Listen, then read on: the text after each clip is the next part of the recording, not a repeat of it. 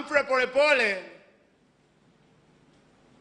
balozi aliyepokwa kiti chake cha ubalozi, wakile hadhi walimvua, ni mwana CCM au sio? Yuko mwana CCM, lakini tunamtetea, lakini ni nani? Mwana CCM.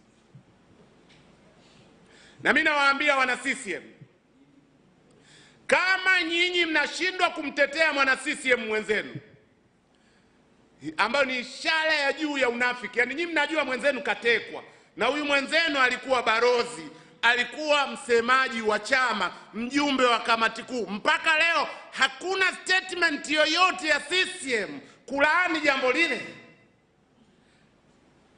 Mimi nilimtarajia katibu mkuu wa CCM Balozi Migilo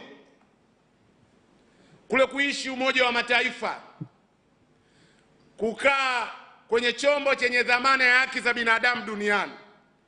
Nilidhani yeye ataleta nafuu kidogo, kumbe CCM bwana, ukishaingia mule ndani hata uwe na nafuu gani, na wewe unakuwa kwisha habari yako. Leo hii hakuna kauli ya Balozi Migilo, hakuna kauli ya yoyote kupinga kutekwa kwa Humphrey Polepole. Matokeo yake, kauli ya kwanza ya katibu mkuu wa CCM, muwe mnafuatilia habari, ni kauli ipi? Kauli amekaa na waandishi anaongea, ni kauli gani?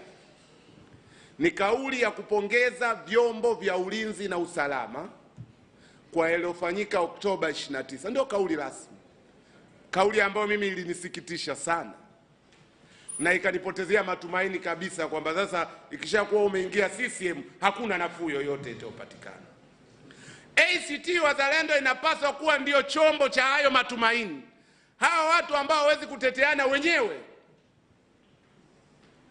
wataweza kuwatetea wakulima?